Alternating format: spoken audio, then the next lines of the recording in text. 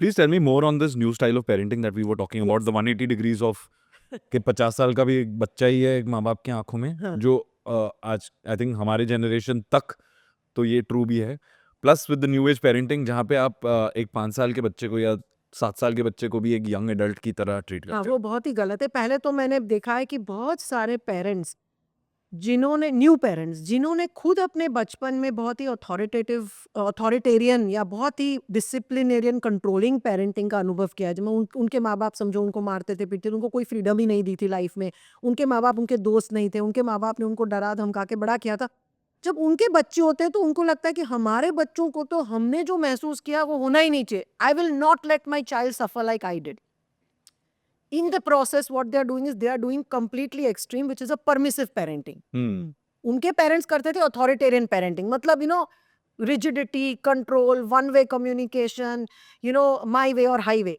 These guys are doing the complete opposite, which is permissive parenting. मतलब child has all the freedom, there is no boundaries, no discipline. बच्चा जो कहेगा वो करेंगे हम. बच्चे को कोई रूल्स रेगुलेशंस नहीं है. बच्चे को जैसे आपने कहा एडल्ट की तरह ट्रीट करना, बच्चे को दोस्त की तरह ट्रीट करना. ये भी बहुत ही टॉक्सिक और गलत पेरेंटिंग स्टाइल है जो आज देखी जा रही है कि पेरेंट्स फर्म सी बिकॉज बच्चा एक बच्चा है, वो अडल्ट नहीं है.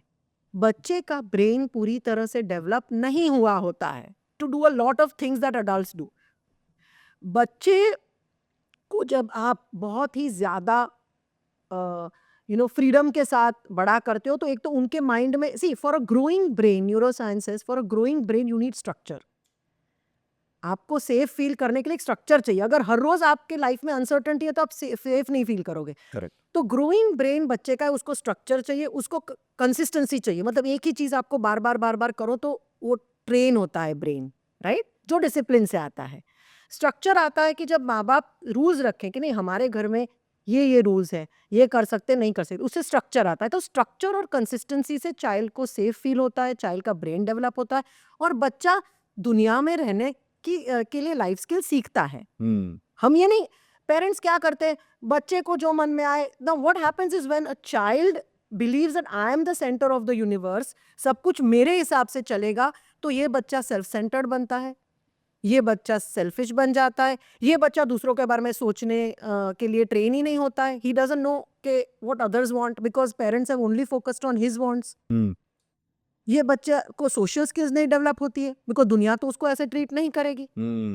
और ये बच्चा रेजिलिएंट भी नहीं बनता है क्योंकि वो क्या करता है कि ये माँ बाप जो परमिसिव पेरेंटिंग करते हैं वो क्या करते हैं कि वो बच्चे को सेंटर ऑफ द यूनिवर्स बता देते हैं. अब ये बच्चे को फेल नहीं होने देते, ये बच्चे को गिरने नहीं देते. तो बच्चा जब दुनिया में जाता है, दुनिया बच्चे के सामने देखती भी नहीं है, जब दुनिया उसको अपनी जगह दिखा देती है तो ये बच्चे सबसे पहले डिप्रेशन में चले जाते हैं, सुसाइड करने जाते हैं. उनको इमोशनल रेजिलियंस ही नहीं बनाए क्योंकि माँ बाप के घर में पूरी दुनिया उनके इर्द गिर्द घूमती थी.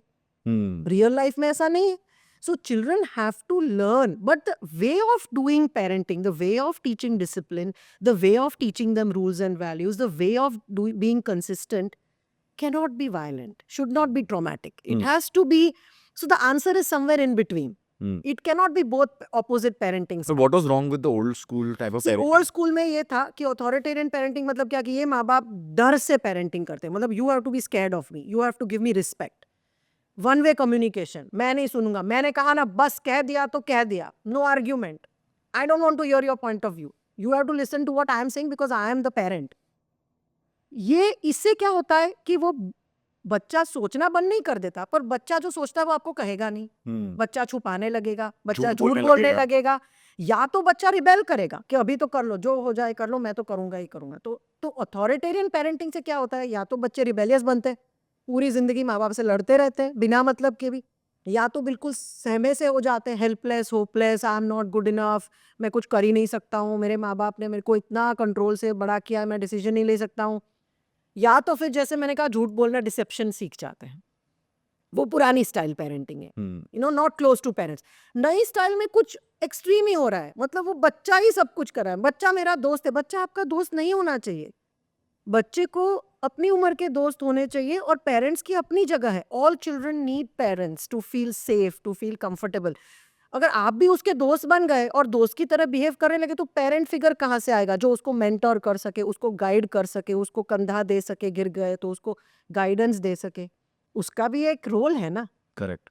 पर आजकल पेरेंट्स वो रोल भूल रहे हैं और वो अपने बच्चों के दोस्त बनने में लगे हुए हैं, which is very wrong because children need a parental figure who can teach them, who can train them, who they can look up to, right? अभी ये बच्चे जो बहुत परमिसिव पेरेंटिंग से बड़े होते हैं, मैं ये भी कहूंगी कि उनका पेरेंट्स के साथ भी रिश्ता इतना हेल्दी नहीं रहता, because they start treating a parent like a friend.